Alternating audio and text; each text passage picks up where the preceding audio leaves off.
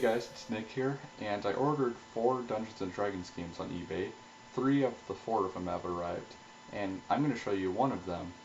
I showed you guys my favorite game, my #1 game of all time, Pool of Radiance on the NES, and then I showed you guys the DOS version, and after a long time of trying to get a Macintosh emulator to work, Basilisk 2 to be exact, I finally did, and I got Pool of Radiance running. Here it is. It runs on 4 3.5 floppies. I will open the box and show them to you. Use the same translation wheel as the MS-DOS version, but there's the discs. One of them's missing the sticker, but that's okay. Everything else is in pretty good condition. But anyways, so for the very first time I played the Macintosh version, and now I'm going to have quite an achievement by being the first person to ever make a video of it and posting it on YouTube. Now, I can't say this is necessarily better than the PC version, but it's still a pretty good port. I think it's pretty much like the PC version, just on a different computer with different graphics, and that's pretty much it. And I could not get my Macintosh, my actual Macintosh, to run the game, and besides, on an emulator I can actually record it in high quality rather than just pointing my camera at it and showing you guys the game. So it's quite an improvement. Here's a little comparison though between the boxes. In fact, they look pretty much exactly the same. This MS-DOS version, MS-DOS version right here, and Mac version right here, they're exactly the same. Same exact back covers too. So let's check out the Macintosh version of Pool of Radiance. Okay, so let's check it out. Pool of Radiance on the Macintosh. I know the screen looks small here, but just let it load up here. For those of you who don't know, this was the first Dungeons & Dragons video game ever created. I believe its first port was the Commodore 64. And there's the credits there, if you want to submit them to GameFAQs before I do. And Jackie, okay, I don't know if you saw the credit on the right side of the screen, but there's like a Jackie Fox. I guess that's Fred Fox's sister. I know the answer to this one, I think, and this game, since this game is abandonware or freeware, it's completely safe to give out the copy protection, so I'm going to give you guys the answer there. So here you go. It might look like it exited out of the game, so you might think I got the wrong answer, but no, you go up here and create a new character. I'm going to make my 3 characters from the 3 already made characters from the NES version, and I'll show you guys a little bit. Like here, the heads and stuff. Yeah, this is monochrome, but if you don't worry about the monochrome, the graphics are actually pretty decent. The faces, I wish they could have done a little bit better, but you know what, this is pretty good for its time. So we're gonna name the character, and you can't color your character, change the way his head looks or anything, or you can change his head and stuff, but can't like change the color of his head or anything, so that kind of sucks. But I'm going to give you a run through of all the heads you can choose here, and then the bodies.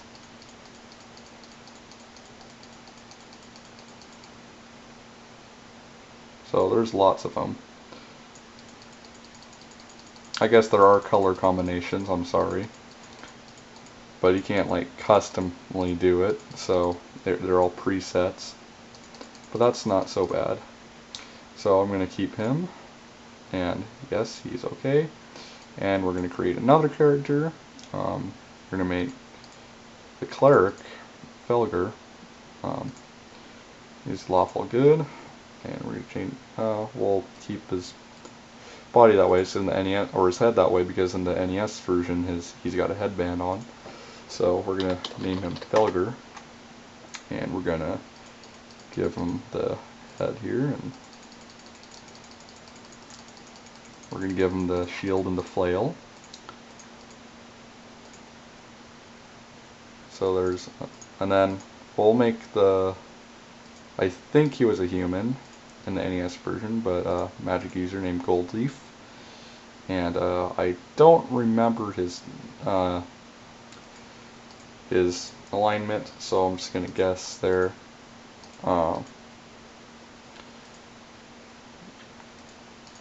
We'll make him a pretty old looking guy, probably. Yeah, this guy, I guess, will do. Gold leaf. And we're going to want a wizard's hat on him, since he's a mage. And that's fine. In the NES version, he does have a staff. And let us start. So we're going to add characters to the party. Okay. Okay. Okay. Sorry about the little Skype thing appearing here in the corner. We are going to click okay. And now we are ready to go. So let's begin adventuring. If you want, you can save, and this is another good thing. In the NES or in the computer version, you were limited to how many games you could save. In the NES version, you can only save one game.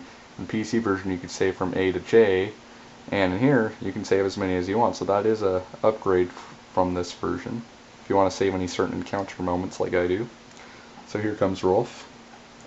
And like I said, graphics aren't so bad for the character portraits, but the graphics in-game are not that good.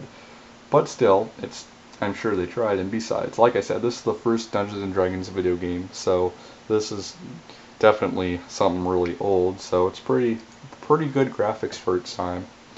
Although I personally think the MS-DOS version has better graphics as far as the in-game stuff goes, the first-person view, but the character portraits I think are best in the NES version, second best in the Mac version, and third best in the DOS version. And those were the versions I grew up playing, except the Mac version. I just bought this one off of eBay, 25 bucks, or about 30 bucks actually, a little over that. So here's Rolf. He is going to tour you through the place. Now, if I do actually get good at this game and can actually beat it, I will do a playthrough of Pool of Radiance on the Macintosh, but chances are I won't, because I've never been able to beat this game. On the computer versions, I've never been able to beat the slums without cheating.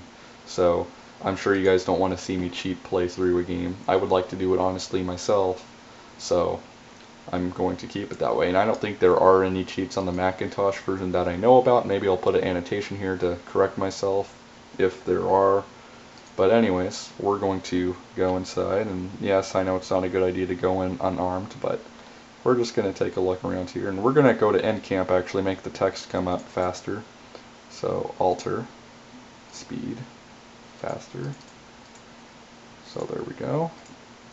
And I already have a saved game, so I'm not going to save in this one. We'll go in here, and there's orcs, and there you go. Even the battle pictures look really great, except there is not any animation, but still, it looks like it took some pretty hard work to make that, so that's good. And they already killed one of my guys.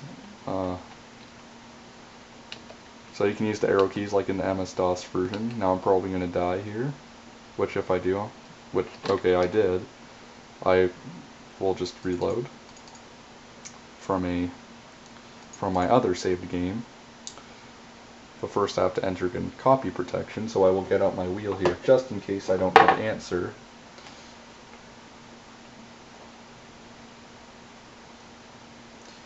And there you go. If you look at the right, there's Jackie Fox.